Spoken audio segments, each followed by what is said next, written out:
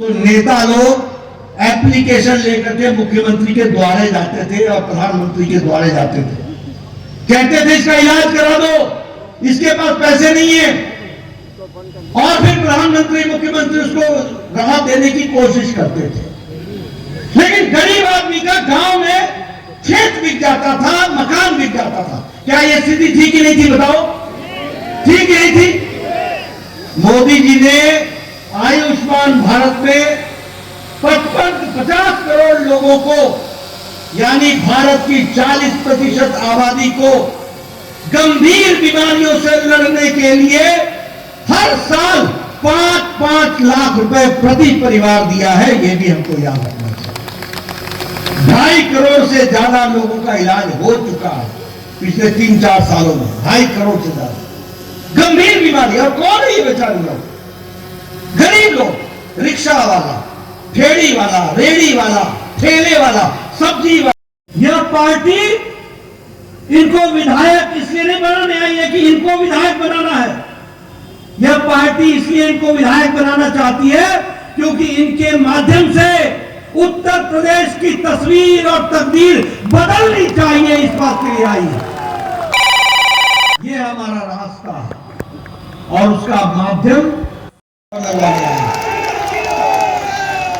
आप बताइए। हम कहते हैं हमारी विचारों की पार्टी है।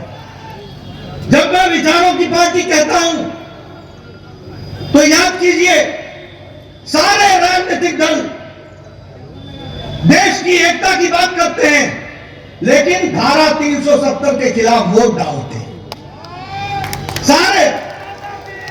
और ये भारतीय जनता पार्टी है जो कहती है एक देश में 2 निशान, 2 विधान, 2 प्रधान नहीं चलेंगे, नहीं चलेंगे।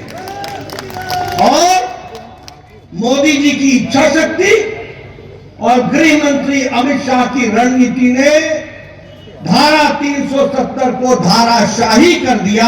यह भी आपको याद रखना चाहिए।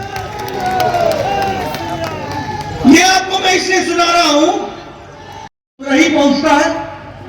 आज मोदी जी ने 45 करोड़ जनधन खाते खोलकर, चाहे किसान हो, चाहे युवा हो, चाहे महिलाएं हो, उनके खाते में बिना बिचौलिए के सीधे भारत सरकार का पैसा पहुंचाने की योजना की है। अब जनधन खाते में 100 में 100 रुपया उनके खाते में जाता है। यह है अंतर। इस अंतर को समझो। गरीब कितना सशक्तिकरण हुआ है। प्रधानमंत्री आवास योजना का पैसा सीधा जाता है, प्रधानमंत्री गरीब कल्याण योजना का सीधा उन तक पहुंचता है, प्रधानमंत्री किसान सम्मान निधि सीधी उन तक पहुंचती है। कोई बिचौलिया नहीं, कोई बीच में नहीं। और योजनाएं, सौभाग्य योजना उठा लो। अरे मोदी जी का इंतजार करना पड़ा। 18,000 गांव ऐसे थे जिनको बिजली नहीं थी। मैं 2012 के चुनाव में आया था। मैं 2012 के चुनाव में यहां पर प्रचार करने के लिए आया था। मैंने सबको कहा कि भैया मेरे को सूर्यास्त से पहले ही घुमा लो गांव, उसके बाद बड़ा मुश्किल होता है। तुम मेरे आगे ये 100 ऊर्जा लेके चलते हो, पता नहीं मैं नाली में गिरूं, कहां गिरूं, समझ में नहीं आता। सड़क कहां होगी, खत्म होगी, मालूम नहीं। अंधेरा ही अंधेरा, अंधेरा ही अंधेरा। ये उत्तर प्रदेश मैंने अपनी आंख से 2012 में देखा है।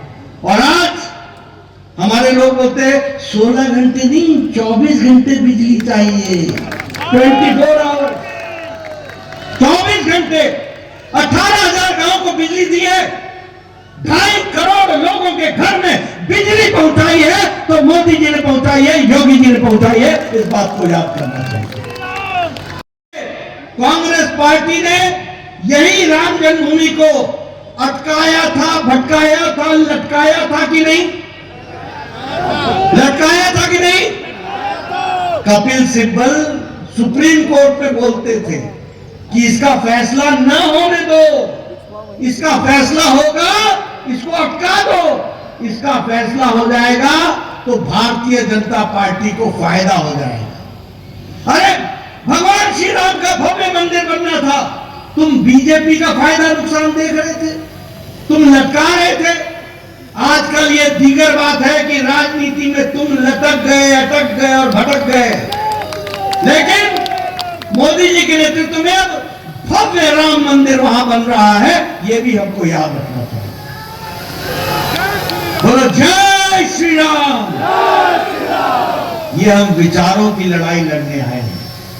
आप बताइए, सुप्रीम कोर्ट ने कहा था कि 3 तलाक को समाप्त करो, यह मुस्लिम महिलाओं के लिए अभिशाप है, यह बहुत बड़ा दंश है, इसको समाप्त करो। सुप्रीम कोर्ट ने कहा था। किसी भी राजनीतिक दल में यह ताकत नहीं थी, किसी भी राजनीतिक दल के नेता में यह रीढ़ की हड्डी नहीं थी कि वह इसको हटा दे। वो समझौता करते थे, वो तुष्टीकरण की राजनीति करते थे। ये मोदी जी हैं जिन्होंने सुप्रीम कोर्ट के आदेश को पार्लियामेंट में लाकर कानून बना करके मुस्लिम बहनों को 3 तलाक से आजादी दिला दी। ये भी हमको याद रखना चाहिए। और आपको भी जानकारी होनी चाहिए, 3 तलाक पाकिस्तान में नहीं है, 3 तलाक अफगानिस्तान में नहीं है, 3 तलाक बांग्लादेश में नहीं है, 3 तलाक ईरान में नहीं है, 3 तलाक इराक में नहीं है, 3 तलाक सीरिया में नहीं है, 3 तलाक बहुतायत मुस्लिम देश इंडोनेशिया में भी नहीं है। लेकिन हमारा देश जो सेकुलर देश था, यहां 3 तलाक जारी था, सुप्रीम कोर्ट के आदेश के बावजूद जारी था। देश दुनिया की ताज़ा तरीन खबरों से रूबरू होने के लिए सब्सक्राइब कीजिए आपका अपना चैनल NDTV भारत।